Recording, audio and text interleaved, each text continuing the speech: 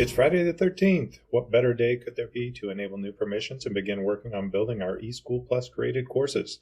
Before we jump into the course building window, I want to share an update with you regarding cross-listing. Originally, we had planned on the cross-listing window being only the 11th and 12th, but due to some initial challenges and potential campus PD conflicts, we've extended the window through today, Friday the 13th. At the end of today, you will no longer be able to opt in and request courses or sections be cross-listed. This opt-in cross-listing window extension does require an important caveat. If you submit cross-listing requests today, you must wait until Monday to begin the course building window steps that we're talking about today. If you submit your cross-listing request Wednesday or Thursday, those should already be processed and reflected in Schoology, so you are welcome to complete these course building window steps today. This is because Schoology strongly recommends cross-listing first, then section linking, then adding materials to ensure no course content is lost. If in doubt, ask your campus ITS. First thing I want to mention is that not every step listed here is necessary, only the ones with asterisks. While not every step is necessary, they're best completed in order. Let's start with renaming sections. This is optional, but may be helpful for identification purposes later when linking sections. Naming sections needs to be done carefully, so we've put together a reference document for this. Note with cross-listing, you may not need to rename sections, but should you need to, remember every member of the course or section sees the changes, and to avoid confusion, you must be careful when renaming. Likewise with courses. Schoology doesn't separate permissions for renaming courses and sections, it's all part of the same permission. Our recommendation is to not rename courses, as the change will be reflected for all sections under that course unless you've cross-listed stacked classes and need a course name that's generic. For example, 4 band classes taught first period now in a single Schoology class may be renamed Wind Ensemble. Sections are a little different. Say you're a specialist teacher with 10 sections of PE, all with the same name, and no way of distinguishing which section is associated with which teacher. In this case, it would make more sense to rename these to reflect the associated teacher name. Just be sure to preserve the section code in the title in case we need it for troubleshooting later in the year. Example, Mr. Smith's PE section 1-01. Before making any changes to section names, make sure that you've checked the members list and coordinated with them about the name change. Now that you've renamed your sections, you have the option of linking them. So what is section linking? While cross-listing combines enrollments across courses or sections, section linking keeps enrollments separate but offers some benefits. When sections are linked, they all share the same set of materials and grade setup. This means you only need to create materials and set up your gradebook once, even when you teach multiple sections of the same course. Note Schoology does not recommend section linking or unlinking after school has started, or after you've added content to your courses or sections. Be sure to read through the important notes listed on the instructor directions for section linking before proceeding. There are a number of requirements for sections to be linked. Assuming all of these are in place, the most important one being that they're all sections within the same course, actually linking them isn't too difficult. You'll go into the My Courses list and select Link Section from the Edit dropdown. Go slowly and be sure to read all the little disclaimers in the pop-up windows and look at the preview field to see the order in which the linked sections will appear. These are to protect you against data loss and confirm they're organized how you want them to be.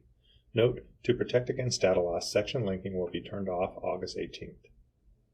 Once you've made changes to the section names and linked them if and how you want to, it's time to update your course images. Per the organizational tips we shared earlier this week in the last 411, make sure your course image reflects subject to teacher period. Schoology recommends 350 by 350 pixels. This year, we're enabling a new permission called Section Override Roles. Last year, if you recall, to give another staff member access to your course, you had to give them access to everything. They basically had the same level of access as you as the primary instructor. This year, with Section Override Roles, while they'll still have access to all the students in the course, you can be much more granular in granting permissions. You see here the 6 categories and scenarios in which they may be helpful. To enable one of these Section Override Roles for another staff member, you first have to add them as an admin for your course. Then you adjust their permissions. It's important to note that anyone you add to your course as an admin or even an admin with section override roles can still potentially delete your course. Be sure to remind them to unenroll themselves if they no longer need access and to not delete the course. Now it's time to add content to our eSchool created courses. Remember, this step should not take place unless any cross-listing or section linking has already taken place. To add content to your courses, you can add individual items from the Add Materials dropdown within your course, but if you've saved materials from last year's course to the My Resources section, or you've been building out your course in the My Resources section, you can also save a copy of the entire course to your eSchool created course. You can also go into your archive courses and copy the entire course to My Resources, then copy it to your current eSchool created course. Or you can copy individual items from an archived course into your current eSchool created course. The choice is yours. Regardless of how you pull existing content into your current eSchool created course, make sure if it's a Google-based assignment you connect a new Google Drive template file to the assignment. This is because for every Google-based assignment you create, a new student submission folder is made for that assignment in Google Drive.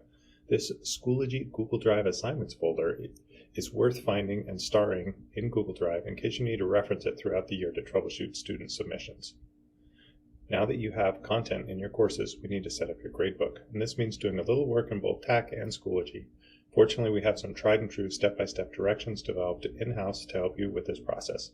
Be sure to visit this link and complete all the steps, not just the first couple shown here.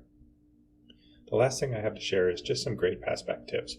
Remember, grade Passback from Schoology to TAC only works with eSchool created courses. All assignments must be published, have a category, due date, and marking period that corresponds to TAC, and Sync to SIS enabled. Also remember, if you manually enter a grade in TAC, which is ultimately your system of record, Schoology GradeSync will not override that grade in TAC. In that case, you'll need to manually adjust the grade in TAC going forward, or delete the grade in TAC so Schoology GradeSync has a place to put the new, updated grade. I know this is a lot of information, but you can always watch the video again or access the resources referenced using the shortened URLs or the teacher timeline doc, which contains links to all of these resources. This is also a living document that will be updated with any necessary changes as we progress through the first week or so of school. Also, your campus ITS is a wealth of knowledge and here to help. Together, we're going to have a great year.